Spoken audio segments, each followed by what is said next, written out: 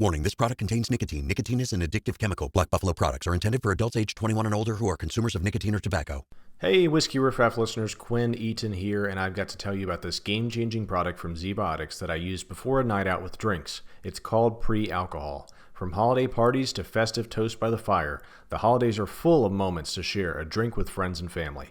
Whether you're celebrating a year's end win or just relaxing after a busy day, being ready for the next morning still matters. This time of the year is packed with festivities, so here's how I stay productive the next day. Zbiotics pre-alcohol probiotic drink is the world's first genetically engineered probiotic.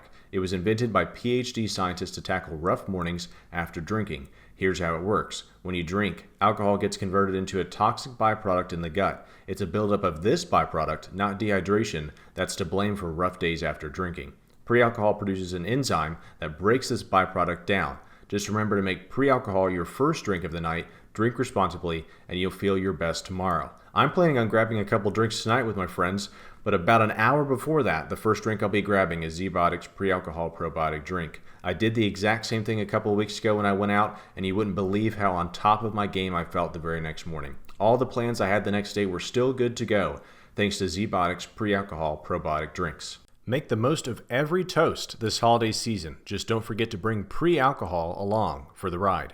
Go to zbiotics.com/riffraff to learn more and get 15% off your first order when you use riffraff at checkout. That's RIFFRAFF. Zbiotics is backed with a 100% money-back guarantee, so if you're unsatisfied for any reason, they'll refund your money, no questions asked. Remember to head to zbiotics.com/riffraff and use the code riffraff at checkout for 15% off.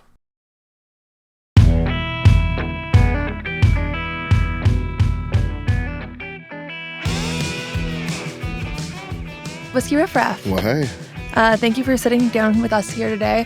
Did you just drive from Chattanooga? I did. Yeah. How was that traffic? Awful. I've done that drive one too many times, so I knew you coming. It's not bad until you get almost to Nashville. It's like, you get to like Murfreesboro, then it starts slowing down. I don't know if y'all have noticed, but there's like digital signs hanging up, and it says 30 miles an hour on the interstate. Really? Yeah. And so everybody just freaks out, and it's sprinkled this morning. So, you know, but, it was, until you get there, it's actually pretty nice. I like it. That's what I was going to say. It's not too bad of a drive as far as visually, and it's not super complicated. But then, once you get towards Nashville, everything's slow. What a lot of guys I write with and stuff are like, oh my God, you drove from Chattanooga. But really, when you're driving through, Manchester and Monteagle and Bell Buckle and all these cool little places, it's real pretty. And I mean, all the times I've written all these songs or whatever, it's from driving and thinking and seeing cool, pretty things and turned into a song. So it actually, when I was living in town, I don't feel like I wrote as good as songs whenever I was living out here because I didn't get to drive. My driving is kind of my, time to think and come up with ideas. So, Yeah, no, I love that. Yeah. Well, before we really start diving into all the music and stuff, today's episode is brought to us by Black Buffalo, which you are an ambassador for. Yeah. Can you please share how you became an ambassador? Well, a friend of mine named Cowboy Cerrone, who's a UFC fighter, or was, and I don't know what he's doing. I think he's still doing stuff, but he's kind of into everything now. But I seen that he was an ambassador for him years ago. And I dipped regular snuff for, 100 years. So I was like, is this an actual thing? Like, are you just getting paid? He was like, no, this is real. So he sent me some cans, and then I really liked it. And then as, my career started kind of moving along, they reached out, and I was like, yeah, I'm a user, So, and I'm a huge fan of it. And that's all I've dipped for years now. And I love it. So. And for those that don't know, it's basically an alternative tobacco chew, right? Is that correct?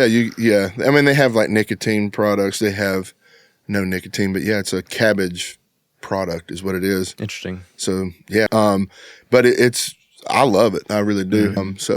And if you dip, it's one of these things that's kind of like, it's a clean taste. Yeah.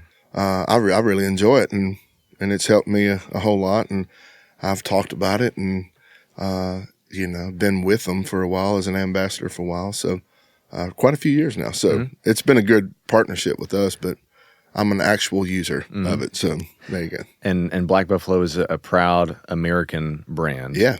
Born in the Midwest. That's right. Yeah. And obviously you're a genuine person, you're a family guy, right? So what does that mean to be an ambassador for somebody, for a brand like that you can share values, I'm sure. Well, yeah, we share the same values, but if you ever meet their team, you'll kind of understand the family part of that too. They're all like really, really good people there, and the people running the show, they're great guys and become like family. I mean, they come to my shows, we hang out, like they come to town. So once you're kind of in the group there, I mean, you're part of the family. But even the guys working in the factory and the warehouse and everything else, like great people. Just they're like us, They're just good family people, down to earth people. So I just I'm always drawn to companies like that and just real people in general. I'd rather hang out with somebody, the farmer down the road or whatever. Like that's who I like to hang out with, and that's my people. So. And has the partnership led to any interesting conversations with fans on the road? Have anyone come up to you and been like, I do it now too? Yeah. Well, I was in the airport one day and a guy come up and was like, hey man, can I take a picture with you? And I was like, sure. And I was like, well, what's your favorite song? He was like, well, I didn't even know you sang. I just seen your Black Buffalo commercial on the thing. So there's a lot of people that'll see the commercial, and I mean, they push it out there, And so, it's one of those things that you either love it or hate it. I mean, or you don't really care, but there's a lot of people that don't know who I am, and they'll see these commercials, and I'm known for the Black Buffalo dip and different things like that. So I've had more interesting conversations about that, but it's cool that when I'm playing a show and then you'll see somebody hold their can up, and I'm like, all right, we got one, we converted one. So, it's cool to see people bring their cans out, there was, a few other things that people want you to sign or whatever, but now I'm like signing Black Buffalo cans and talking to a lot of people, and a lot of people's wives, and a lot of guys' wives want them to like try it out. And so, it's just another connection point. Yeah. Well, it's another talk. I like talking to people. So it's another way to kind of see what people are into and learn a little bit about them. So, just opening up conversation, And what is it about Black Buffalo that fits with your lifestyle so well? Well, I mean, one of the things is it wasn't easy to get early on because you can only buy it online. And so, and they were kind of getting going. So it might take them a little, a minute or two and they were making it all. So it's like, if you don't have it right, you got to go make it, So now that, they've grown quite a bit bigger now. But it's in tons of gas stations and truck stops and things like that. So for me, it's a convenient thing. I can kind of go pick it up anywhere now. And we're getting, like good placements on stuff. They used to have us in the back of the store where nobody could see it. But now it's like, it's getting popular. And so, for me, I like the convenience of being able to get it online, or you can get it, in the store and a lot of different things. So, I mean, I think that's always nice because early on, like I said, the convenience was not the greatest because you had to order it online, but now it feels like a regular kind of thing that you would, regular dip or whatever. You can just go pick it up down at the truck stop, And obviously you're on the road a lot. Do you know how many days like you average doing like this year versus last year versus? I think I kind of just keep track of shows, but I want to say this year we'll probably do somewhere between 90 and 100, probably closer to the 90 side of that, but it'll be somewhere in the middle there. And things get kind of added on. So like you kind of have it planned out. I think we had 91 shows, but then you'll have a private show or different things or whatever. They'll kind of pop up towards the end of the year, and they always do. So that's, it's a lot. I mean, there's people touring more than me, and there's other buddies that are playing 18 shows a year, but I'm not playing stadiums. But it's kind of, it's usually around that area, but, that thing, it's not just me being gone 90 days. It takes a day to get there. It takes multiple days. We've been in a bunch of different countries this year. So, we've been to Australia and different parts of Europe and things like that, and Ireland and all over the place. So, those take weeks at a time. You may only play 5 or 6, shows while you're out, but you're gone for 2 weeks. So, we're gone at least half the year, Yeah. you know? So No, that's crazy. Yeah. And was that your first time being overseas, or have you been before? I went in 22, I think it was, with Morgan Wallen, and we did a show in London, just one show, and then come back home. And it was pretty cool. I enjoyed it. So then the next year he called and he said, you know, Morgan did, and he said, why don't you come with me as like direct or whatever and just do this Europe tour with me. So I went over, we did, you know, like Sweden and Copenhagen and Norway and I mean Ireland, all kind of stuff. So I did that. I guess that was last year, and then this year we put our own tour together to kind of see where, you know, without Morgan, where I stand over there, and went awesome. Everything was selling out, and it was really fun, really cool because it's a different crowd, but I mean they're there for it and they're listening, and they, you know, some of these countries like we headlined a festival in where was it at? I don't even remember now, but it was Amsterdam. That's where it was at. And so we headlined a little festival out there. Well, they don't really, English is not really their native language there. So when I go out and try to tell jokes and stuff, they're just kind of like, nodding their heads, yeah, smiling. okay, just sing the song, you know. And it's like, but so that was interesting and fun. But they really listen and they care and they really like the storytelling, and if you can sing, you know, they like a powerful kind of singer over there. So I do pretty well, and I really enjoy it. So my new game plan for my touring for, you know, foreseeable future is having a lot of different countries involved, and I think that's kind of where we're headed anyways. It's just so many people doing music right now that United States can get kind of saturated. So you're going to have to go across the pond and find a new place to play. And so I feel happy that we're doing all right over there, and people just can't get enough of it. So. Would you have ever imagined that, like in your early days, like, oh, I'm going to go across the pond and play shows for people? Was that ever on your mind at all? No. Yeah. Because I didn't fly on an airplane until I was probably 24. And it was just something we didn't really, you know, growing up, we didn't go a lot of places. So we may have went to Kentucky to buy lottery tickets before they sold them in Tennessee, you know. And then we would go down to Florida, you know, 1 week out of the year for a beach vacation when my dad got off work. So that was our childhood. We didn't really go a lot of places, but, and I don't like heights. I still don't. And, so I was scared to death to fly on an airplane. And, so first time I ever flew to New Orleans, my mom's like, let's go to New Orleans. That'd be fun, little trip. And I was like, all right, how far of a drive? She's like, well, let's just fly. It's like an hour flight. And I was like, okay. And I was a nervous wreck. And then, you know, as the record deals and everything kind of came along, you know, they're like, hey, you're going to have to fly. And so I kind of, you know, just kind of manned up and went for it and started flying. And then, but I can make it in like an hour or two. And I was like, that's good enough. And then I was like, there's no way I can fly for 9 or 10 hours or something like that to get wherever. But really, it's not that bad. By the time you get up in the air and have a meal and watch a couple of movies, you know, maybe take a nap, then like you are. And so, that part was, it's gotten way easier. Now we'll say going to Australia, that took an entire day. We had to leave from Nashville, go to like Sacramento or something like that, and then connect and then fly 18 or 19 hours on a plane to, you know, so a total day. I mean, it's literally like a 24-hour day just to get there. That was a little much. That sounds like a lot for somebody that, you know, not too long ago was like, I don't want to get on that plane at all. Yeah. And, you know, but I took a nap and I ate a few times, you know, and it was like, I watched so many movies that, and it was a pretty smooth flight. So you kind of forgot you were up in the air, or I did anyways, or maybe I was delirious. I'm not sure, but it was like, I sort of was okay with it.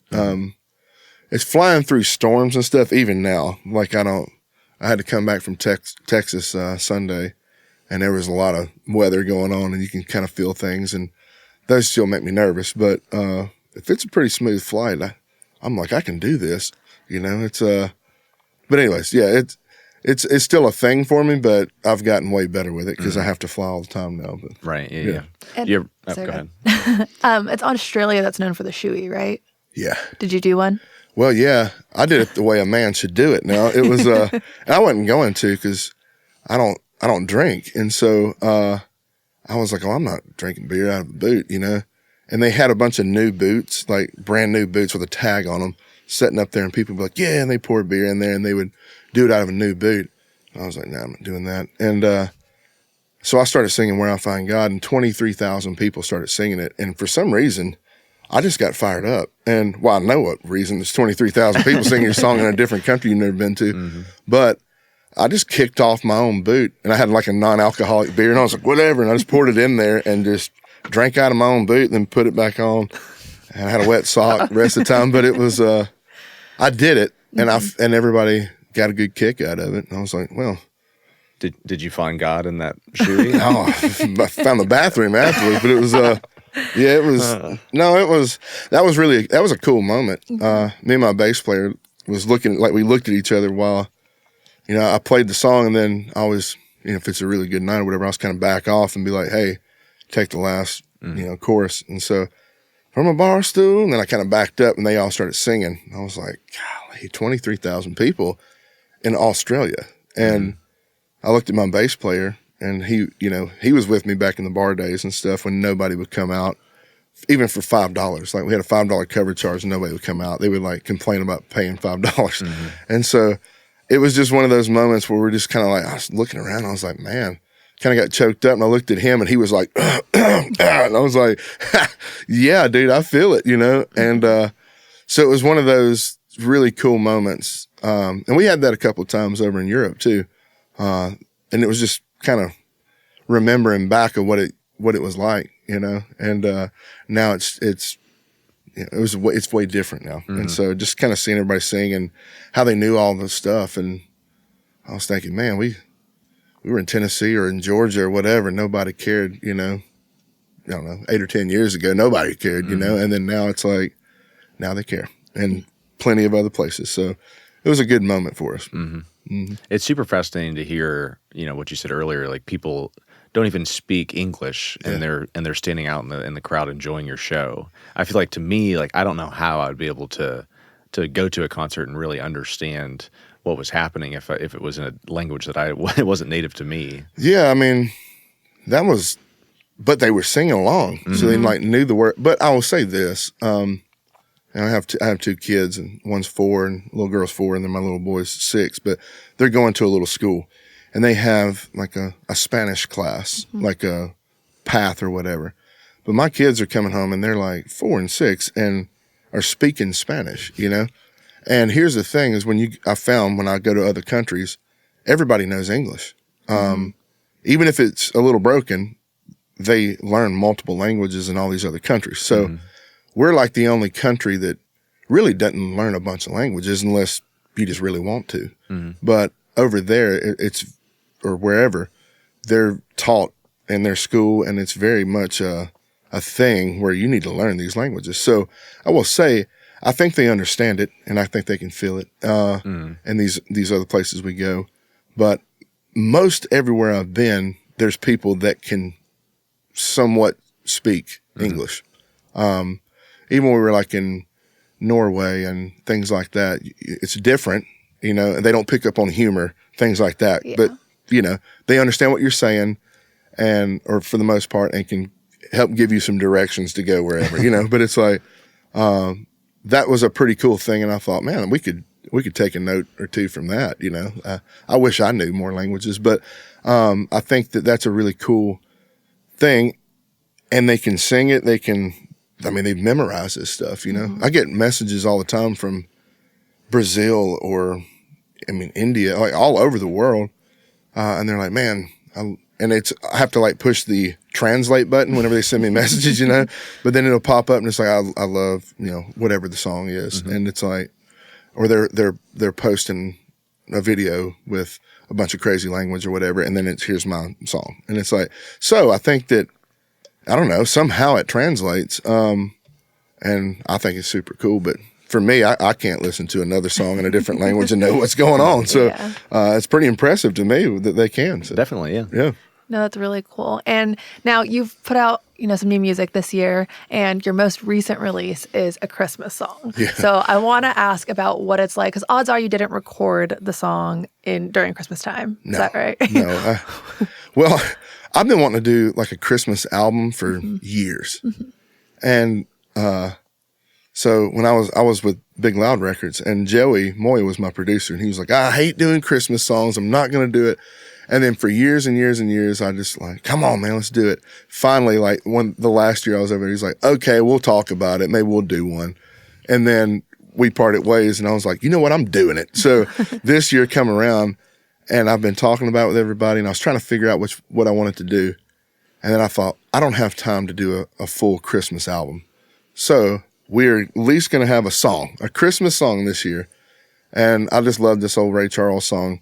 And so, I mean, we just went in and let it rip. And we had to change a few things because the song was like 5.5 minutes long. And I was like, this is never going to get on anything, being 5.5 minutes. I learned my lesson with Where I Find God. It was over 4 minutes. And we had a tough time on the radio with that one. But it was 5.5 minutes, and I think we got it down to like 3.5. So we took 2 minutes out, which was mostly just a kind of a musical solo, whatever you want to call it. It wasn't really a solo, but anyways, a musical piece in the middle. So we kind of took that out and, scaled it down a little bit, but I've loved how it turned out. I really love it. And my wife listens to it all the time. She's like, I freaking love this song. Like, this is amazing. So, I got at least she approved of it. I had a few people come out to the show this weekend. I was like, man, I love it.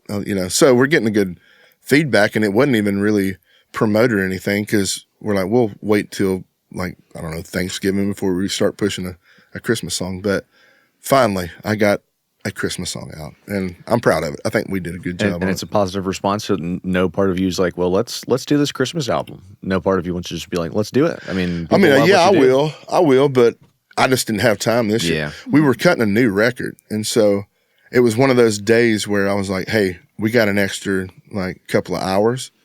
Let's just go knock one out. And so we did, and it went great. The guys, I used my band on everything, and just kind of self-produced everything. So, I don't know. I'm super proud of them because they did a great job. But everything worked exactly like we hoped it would, and it turned out even better than I thought. So, I think I'll go back in and I'll cut a full record, Christmas record, but it won't be this year. So, and in your head, if you were to do that, would you kind of lean more like gospel Christmas, or would you do more of like the mainstream Christmas stuff? I wouldn't probably or originals. Well, that's what I want to do. I would like to write because a lot of people want me to do a gospel record too, but and I would do a few like gospel covers, but I want to write those songs because that's going to make it more real to me. Yeah. Same thing with the Christmas thing. I'm just trying to wrap my head around. Like I lean in, my Christmas songs were like, I like Bing Crosby and I like, Frank Sinatra and the classics. But I mean, that's a very classic kind of sound. I can sing that kind of stuff, but it's not my natural way to do it. And so, but like a Ray Charles is more natural to me than anything. So, the soulful kind of thing. So I would probably take a few things like that and I would write a few things kind of like that. Or, if we make it through December, that Merle Haggard song, like that kind of stuff is the more storytelling Christmassy kind of thing that I would probably do more than rocking around the Christmas tree. Like that doesn't really get me fired up. So, I like more classic kind of sounds. And I would probably go and try to write as much as I could. That's the way I usually do every record. So I think that'd be great because I think I this is a statistic that I'm just pulling out of my head. I think it's true, but it's like 80% or so of country, or not country music, Christmas songs came from like the 60s. Like, there's not a lot of new Christmas music. It's just that done over and over again. So that would definitely be cool for you to do some new songs. I think that the 60s, the 50s and the 60s, like that was to me one of the like most classic kind of sounds.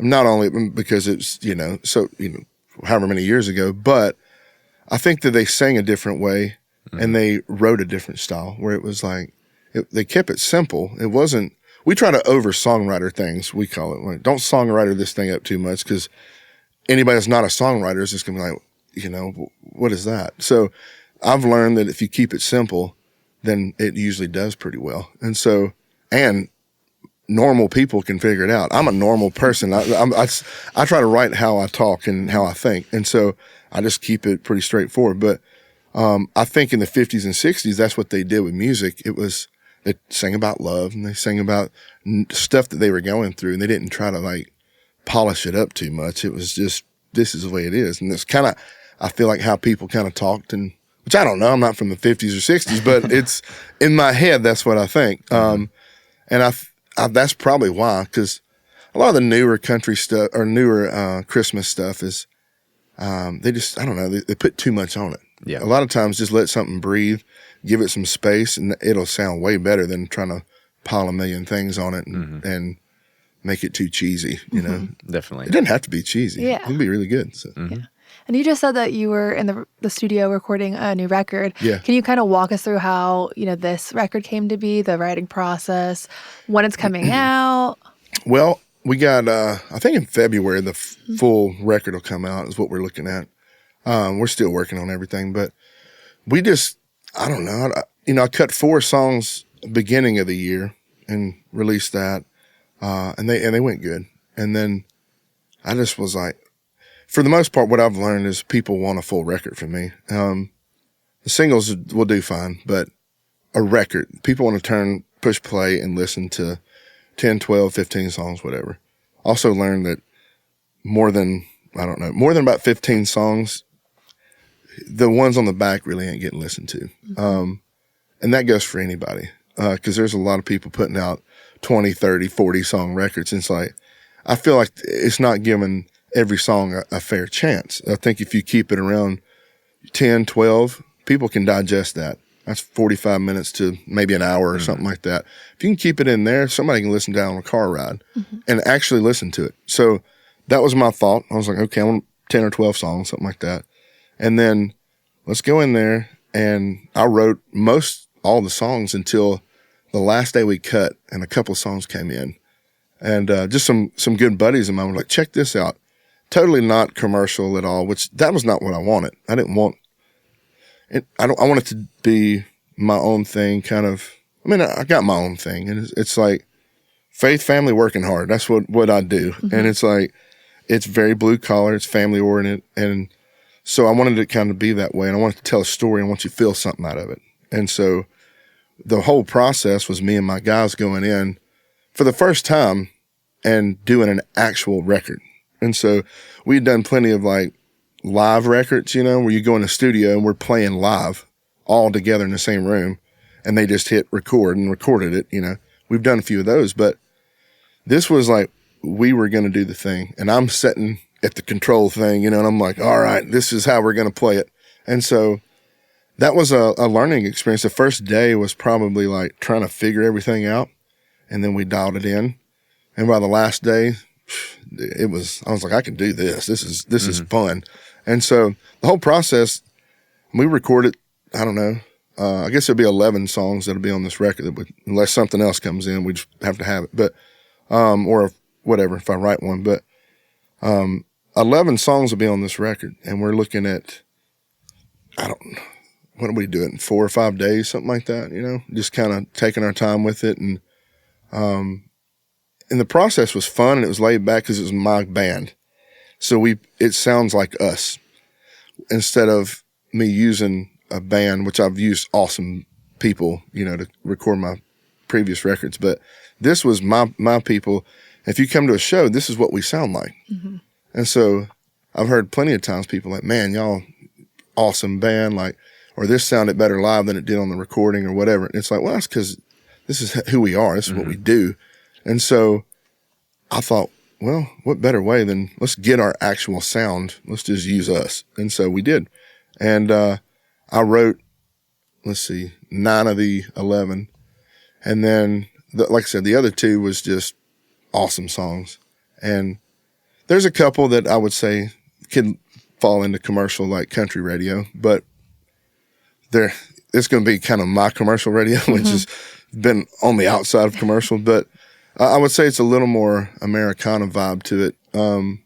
But it's got a lot going on, but it all goes together, and it's just, I don't know, it's about everyday living, life, family, all the stuff. I mean, a song called Hotel Bible that we wrote, it's on there, and it's about addiction kind of thing, and then digging yourself out of that hole and being as lonely as a hotel Bible. And it's like, so you got those powerful kind of songs, and you have more easy, lovey kind of soul stuff. So the whole process was just fun with me and the guys doing our thing and putting it together, making it sound the way we want to sound it, and not trying to make anything perfect.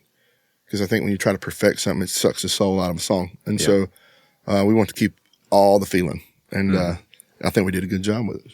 You mentioned that you were, pursuing sobriety. So are you still doing drinking songs? Yeah. Oh, yeah. I mean, and my path on sobriety was different. Like, I didn't go to rehab. Mine was just I'd get a little rowdy at times, a little too rowdy, but mine was a little different because it was more of a challenge to myself. And it started back before I had buses, I had a Winnebago, and me and the band would be piled up in that thing. And I was like, I don't need to be drinking and then try to drive everybody in the band, where we got to get, because we couldn't stay. We had to play a show, get in that thing, and I would drive for hours until couldn't hold my eyes open. Then we'd pull over and go to sleep for a few hours, make coffee, hit the road, and drive for however long to get to the next show. And so that honestly helped me just kind of quit, And then I was like, well, I haven't really drank much in a while. And then I was telling my wife, I was like, I'm going to see if I can go an entire year without drinking. And this was right when our kids were being born. And I thought, well, that's what I need to do anyways. But just to be more present when I am home. And you don't want your kids seeing you get drunk and stuff like that, or I don't anyway. So I was like, all right, I'm going to see if I can do it. Well, I made it an entire year. I was like, well, I feel great, like this is amazing. So let's see if I can do it another year. And so now I'm probably four years in, something like that. I don't know, something like that. And I don't know, feel good. And you don't make as dumb as decisions as you used to, still make stupid ones here and there. But it's that was kind of my path on it. I know everybody else is different. Everybody's story is different. But so I write songs about, I wrote a song called Daddy Don't Drink and did really good. But I'm able to write those kind of songs to help people out that are in that situation, because I know we've all been around it. And, some of it runs in our families, and alcoholism and different things like that, or drugs or whatever. So it's like, I've been around all that, and I know what that's like too. And I know what I want and what I don't want. And so I know how to get that out. But a lot of people they struggle with it. And, so I think that even like Where I Find God and stuff like that, we literally just seen an awesome video this morning from a guy talking about him hearing that for the first time, and, very powerful stuff, and how that song's changed their life and stuff. So I write that kind of stuff because I know how to do it. I know I've lived it. But then on the drinking stuff, you could be over here drinking right now and it doesn't bother me one bit. Because I think also I like a challenge. So if somebody comes up and they're like trying to peer pressure me into something, I like the feeling of being like, there's no way that you can make me do this, you know? And, so I like that kind of feel. It's a power thing that you can't talk me into something or can't make me do anything. So not everybody has that. That's something for me. So going out and playing drinking songs, I watch people drink all night. And even though I'm playing Where I Find God, they're still holding up beers in there. It's like they're there because most people that are coming to my show, they're going to be working all day, and they're going to come to let loose. And my job is to put on a show where they can forget about whatever happened during the day. And so I go out there and do my job. And I take them on a roller coaster of emotion. 1 minute we're all dancing, 1 minute people are crying, the next people are dancing and hugging and kissing. So as we say, it's a family-friendly show, but it's also sexy, you know? And so you have a lot going on, but there's nothing that I can sing about drinking or nothing like that would, so even writing them too, we still write drinking songs because I drank for a lot of years, you know, and I partied hard, and it was just a time of my life, and I can write about it. But now I think I write about drinking as more of a nostalgia thing, you know, like it wasn't like. And here's another thing. I think that with country music especially, drinking and the partying and hell raising or whatever has been glorified, where you don't glorify God and you don't glorify these other things. And it's like, so I've tried to write the opposite of that.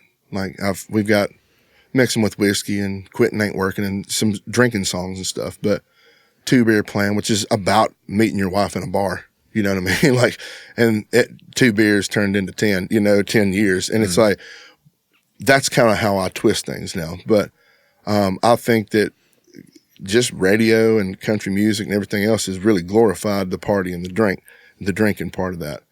And for me, man, not really, you know, like that's not really country music.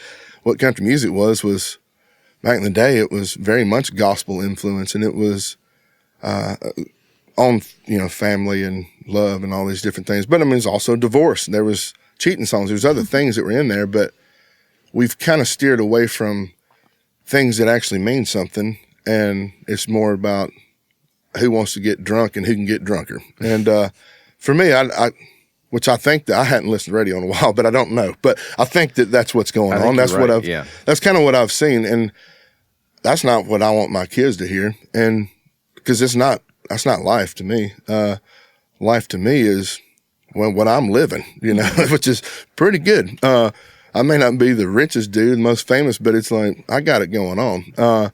Cause we got a roof over our head, got a new truck. I ain't never owned a new truck until now. So I got a new truck cause that one was 14 years old and falling apart, but it was like, things are good. I got a good family. That's what I care about, not partying.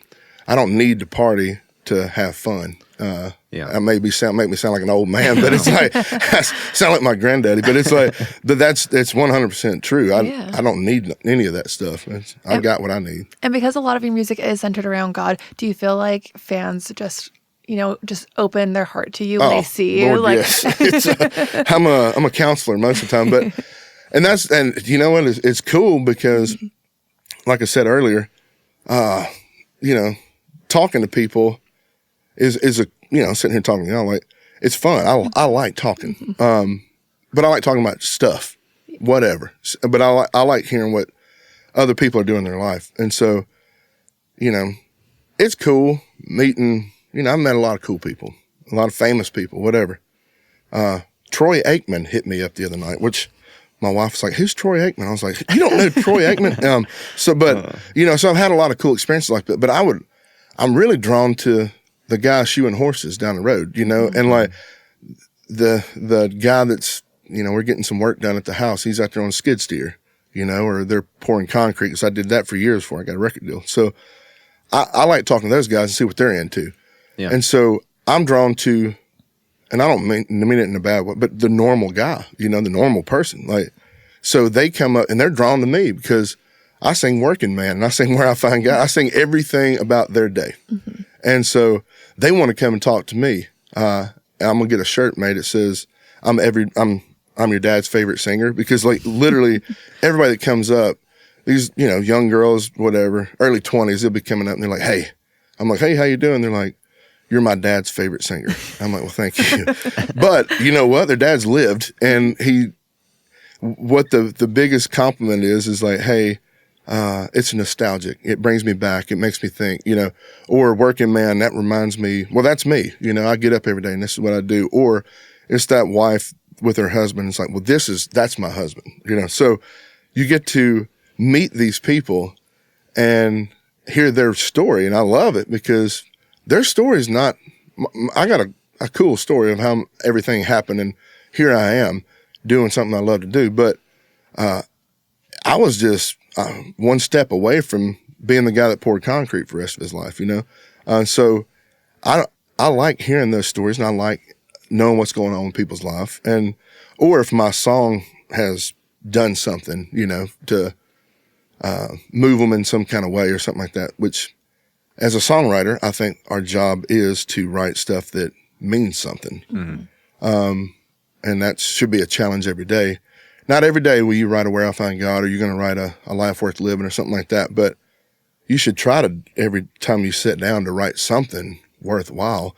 At least I try to. And so, because I think about the people that I'm singing to and what do they want to hear, and what's going on in their life. So not only am I talking to people just to hear about their life, I'm getting song ideas all day long because they're giving it to me. Like, they're just telling me their story, and I'm good at making things rhyme, so I can twist that around and bring a hook in and make it rhyme and sing it in a way. God gave me a good voice, so that definitely helps me out. So that's kind of, I love talking to people, and yes, it opens them up to, and they feel comfortable to come talk to me, which I like that. So. Well, I think your fans also appreciate hearing you talk. Like, they're probably loving this podcast. Obviously, they're loving the Whiskey Riff Raff podcast. Who doesn't? Right. But I have a good friend who is a huge fan, and he's younger than me. He's in his like mid-20s, young, early 20s. His Not a dad? That's right. Okay. His name's Cameron, and he hit me up because I told him that we were talking to you, and he was like, "When is the podcast coming back?" Because everyone loves your podcast, and I think it's been a while since an episode's been released. Well, so we had the Highway Feet podcast, which me and Jamie Johnson wrote a song called Highway Feet, and we put it out. And that's where it came from. But it's talking about getting back on your highway feet again. Like we were, it was during COVID when we wrote it. I actually had COVID. We were doing a Zoom write, me and Jamie were, and we wrote Highway Feet, and it was talking about getting back out there.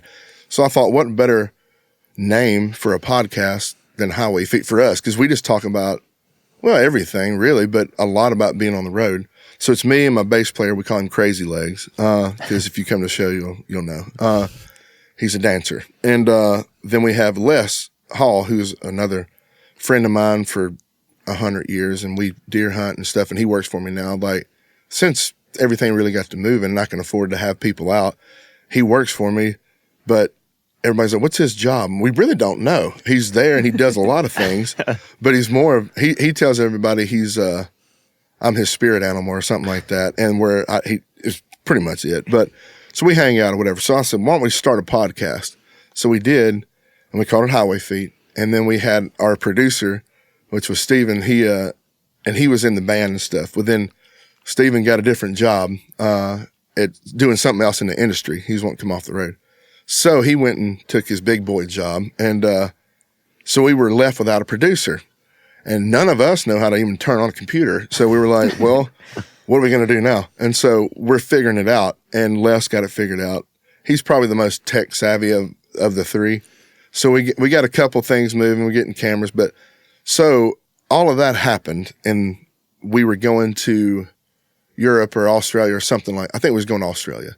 And all of it started kind of coming to a halt because we lost Steven, and we were going out of the country for a while. Mm-hmm. So I said, we'll kick it back off and get back. Well, then we just got busy. And I thought, well, and then I had a house outside of town here, sold it, and then I moved back to Chattanooga. So I bought the lot next to me too, and I'm building, literally they poured concrete a couple of days ago. So I'm building a studio. Wow. And a garage for all my junk cars and stuff. But it's we're building all that. So I think in the next couple of months we'll have it going. Mm-hmm. But my goal is around the first part of the year, even if we have to do it in the kitchen, like get the boys back over, and I have all these SM7, everything you got here. Mm-hmm. We have all of that, and I'm going to set up these cool rooms and have actual cameras and stuff going, because we didn't have that before. Mm-hmm. We just had audio, because we had our cameras set up like our phones or whatever, and me and Crazy Legs are like in shorts, like laid back on a couch. My wife's like, you can't put that out. That's awful. Like, do you not see yourself? Yeah. And it was like, you got a point. So we didn't put it out, and then we were like, well, let's just throw the audio out. And but people loved it, mm-hmm. and they hit us up from, all over the world. And they're like, and we get asked every single show, when's the podcast coming back? Mm-hmm. So I didn't know that we were podcasters, but seems like we're a pretty There big you deal. go. So, You just like unlocked that memory because I forgot you had a podcast. I used to listen to. I used to listen to it. Yeah. Especially during COVID because like it was just like you wanted something to entertain yourself with. well, and something that we've seen too is like with my family, like a lot of the newer stuff or whatever, it's TikTok, it's whatever, it's these little quick reels and whatever, you know. With my fan base, they want to see long form. They want to hear me talk for a while or whatever it is and tell stories and show what we're doing. And so, and the same thing with making a record. They don't really want a single from it. They want a whole album. Mm-hmm. And so the podcast really gives them a long form, whatever format here that they can hear me, ramble on about whatever for however long, So, I think I like doing podcasts. I think it's fun. You're good at it, and it gives you the platform to talk about some conspiracies. Well, I know the last time we talked to you, there was a corn conspircy that you were fired up about. Is there anything else? Oh yeah, I mean, anything else now that that's on your mind? You never know. Like depending on whatever I watch on TV. How do you feel about aliens? How do I feel personally? That's a good question. Do you think they're real? I mean, there's a lot of videos out that have just all of a sudden in the past couple of years just showing UFOs. The government's like, "Yep, that actually happened. This is a flying saucer, or unidentified flying object." So, well, I mean, where do they come from? I don't know. Who knows? But I seen one time. You saw one. I did. Oh. Now this is back in my drinking days, but I was out with a friend and we were riding down this old back road, and I thought it was a helicopter, and then it literally flew over. I seen the lights, and it was kind of weird looking lights, whatever, in this cow pasture out there. And it was flying low. Yeah, it was. I mean, yeah, it was pretty low. Mm-hmm. That's why I thought it was a helicopter because So, anyways, it flies back, and I was like, "Pull over a minute." And so we kind of pulled on the side of the road, and when we did, it just sort of hovered, and it moved around like a helicopter can kind of move around, but then it just went and just took off super fast and gone. And that was my time I seen an UFO, but. It literally made my hair stand up. It freaks me out just hearing about it. Yeah, it was wild. Mm-hmm. And I'm also a big ghost hunter too. Me and my friend Chris Waters, we used to have ghost hunting parties, and there was a show called Ghost Hunters on TV, and so we would literally eat pizza and hang out and like watch, everybody turn the lights down. It's like, and we had this massive TV, and you could, surround sound. So they're like, all right, here's an EVP, which stands for electronic voice phenomenon. Yeah. And it's like, that'll come on, and then it's like, you see these shadows, you see these different things, but I have seen ghosts too. So this time of year is your time of year then. Halloween. Yeah. These are goblins. Was it ghouls and goblins or something like that? Yeah. Well, no, we used to live in a house that was built in the 20s, back in Chattanooga, right outside. It was literally almost downtown Chattanooga. And so I walked in one night, and there was a street light behind me. And I thought, whenever you come in, there's like this big wall right there. And then it was the most weirdest like layout of a house I've ever seen, but whatever. It was built in the 20s. And off to the right was like this little hallway, and off the left kind of went around the kitchen. And when I come in, I look, and I seen this shadow that was kind of like in this door frame, like right there. And so I was probably coming right here. And so when it comes in, I was like, is that my shadow? And I kind of like did one of these, and it didn't move. Oh. And all of a sudden it just went, and it's like slipped back behind the thing. Gosh. So dude, I just like flip on all the lights. Yeah. And I come in, I had a little safe in there with my guns, So I come around the corner, and like I'm flipping on lights. I know somebody's in the house. And like whenever I shut the door, I also locked it. I was like, you're in here with me now, so because somebody's going to die tonight. And so I come around the corner, literally turned all the lights on, everything. Had a gun, like, where's this at? Nothing's there. But I, clear as day, seen that thing look at me. But it was just a black mass, but it had no like face or nothing. It just went boop, fit back behind. Anyways, we can go down conspiracy theories. I don't know if that's not really a conspiracy theory as much as it is just I seen a ghost and a UFO. So. You'll appreciate this since you're religious and stuff. My grandma used to tell me that like David and Goliath, like the giant is like where it's like Bigfoot. Like they were giants back in the day, in biblical times. So it's like that's like how Bigfoot came to be. Oh, like it's still a giant living around. Well, I've got friends who I think are actual giants too. But there's a guy named Robert Oberst. He was he's one of the world's strongest men guys, or whatever.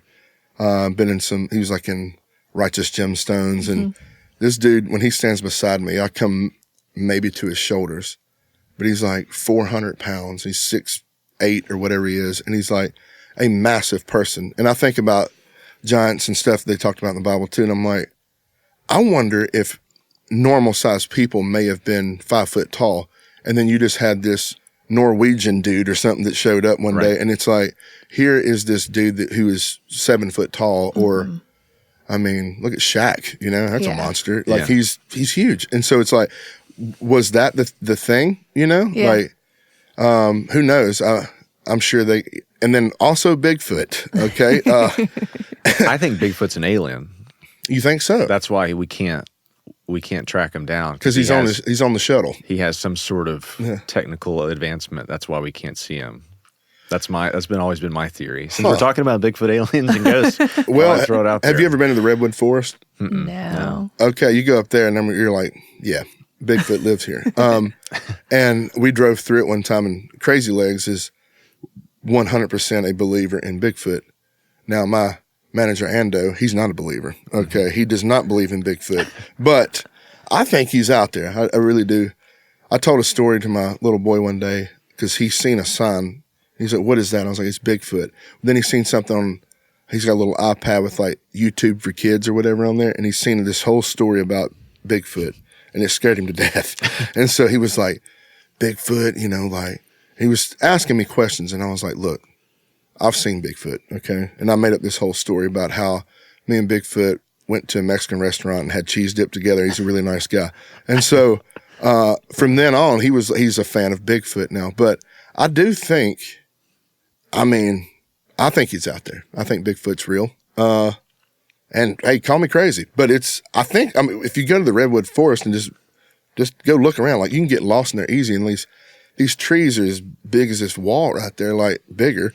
You can drive a car through some of that stuff. And it's like, I think that he could totally be out there. And I've seen those videos, and I know some of them are like a hoax or whatever, but I don't know. There's some pretty compelling stuff there. So I think it's boring to talk about all these things and just be like, yeah, those don't exist. I think it's more entertaining, and it's better to just let your imagination kind of run wild and say, yeah, this could be a possibility. And I really do feel like we should just have you on at one point. It's just like conspiracies with. I'm down for that. Because that's good. I get one of the things about this everything that I do is like. I don't like talking about myself. Like it's not really a thing that like, I don't know. I don't feel like most people like talking about themselves, but we do it to tell a story or promote yourself or whatever. And I get that part of it, but, I like talking about other stuff, and so, or what do you think about this? Or what do you think about that? So yeah, you want to bring me on and we just talk about aliens, Bigfoot, ghosts, all those things. We actually we played a haunted prison one time, and a lot of the guys went on like a ghost tour, but they didn't see anything. But we also went to a few like really haunted places, and we went in like there's a venue I want to say like it's Minnesota or somewhere. Anyways, it was like where. A serial killer used to take people and kill them and all this stuff. And it was like pretty crazy. And you go to this town and you're in this place and in this venue, you can feel like a really negative, like depressing kind of feel. And so Crazy Legs actually has a picture of him. He went down into this pool. It was an empty pool and they had the lights off where he like snapped a picture and there's this weird shadow flip-flop it's like a man with a gut and like look like standing in overalls or something, but he's like standing behind him and it's my old sound guy and Crazy Legs are like the only people down there. And the dude's out of the pool. Like, why is this weird shadow in the pool? So we've gotten Crazy Legs. He's like I said, he's in it. You want to talk just bring him in too. Okay. We'll just sit and talk. But it's like he's got some really cool pictures of all kind of stuff like that. And we've done a lot of. We'll go in, we'll have our phones out and stuff, or we'll bring a cameraman with us and anybody in here with us? You want to give us a knock on the wall or whatever? And it's like, so I watch too many ghost hunting shows and I think I know what I'm doing, but I don't. But it's fun to try. I don't know if I walked into a room and started trying to talk to a ghost and one of them started doing some stuff, I don't know what I'd do. Like, Yeah. Would I freak out, or would I be like, sweet, let's eat some cheese dip and talk about it, But it's like, I don't know. But have you ever walked into a room and feel like something's there and make your hair stand up? Yeah. Oh yeah. I definitely think everybody. Then I run away. Then you run away? Yeah. That's my little boy right now. He's like, Dad, I can't go back there. I'm like, it's in your room. The light's on. I need you to go with me. And he's like, okay. So we'll walk back there to get his shoes or whatever. And it's like, but I remember being that kid too, you know? And because what if something grabbed you? Mm-hmm. You never know. Like, what if something's there? Yeah. Well, I feel like I have to ask then, are you playing a show on Halloween, or do you get to celebrate this year? I think I did last year. Here's my deal. Like I said before, I got a family and stuff. So I try to keep my holidays off because Halloween, Waylon, my little boy, he is Darth Vader this year. He's never even seen Star Wars, but he thought this costume was cool. So he's that. And then my little girl, like I said, she's 4, and she is a Barbie princess cowgirl or something like that, which she just likes getting dressed up. So she is decked out, and boy, when she walks around, she is like strutting. And so they're super excited because it's Halloween. They get to dress up. The other kids, around the neighborhood and stuff, there's a bunch of kids around there. And so everybody kind of comes together. So we got one of those blow up bouncy houses and stuff. So we'll have that, a bunch of pizza. So everybody can kind of come and hang out, candy or whatever, but it kind of gives everybody a place to hang. And I don't want to miss those parts because I've missed plenty. Mm-hmm. But it's like, even as Halloween, that's not one of my favorites or nothing like that. I don't really get fired up. I ain't getting dressed up. I don't care. But it's like, that's not really my thing, but it's their thing and they want to have fun. So I'm going to be there for that. And like, of course, Christmas and Thanksgiving. I ain't going nowhere for Christmas and Thanksgiving. Those are my 2 favorites. I like to eat, and I think Christmas is the most happy time of year, and I want to soak all that in. And then usually like 4th of July and stuff, I try to be home. This year, me and Randy Hauser did a show in Indiana, but most of the time, if it's a holiday, I'm going to be around. My birthday is Valentine's Day, and so I always play because I don't think it matters anymore once you get to be a certain age. But any kind of holiday, we're usually around. I like to spend time with family, and they have fun, and that's memories that they can remember forever. That who knows what'll happen, but on Halloween, or if anything kind of fun pops off or whatever, I'd like to be there for it. So I'm there for that. That's great. Well, I feel like we could sit here and talk about conspiracy theories, yes. Holidays, everything for a very long time, but unfortunately our time is up. So I want to thank you so much for sitting down with us today. And everyone go, listen to the new music, especially the Christmas song. Yeah. Look out for the new album and come see a show. Yeah. Definitely. Yeah, come. We got a bunch of shows all the way up until December 12th or 13th. Okay. We're on the West Coast out there in December. And end up in Vegas. So, hey, if you're feeling lucky, come on. So, well, thanks so much. We appreciate it. Thank y'all. Yeah.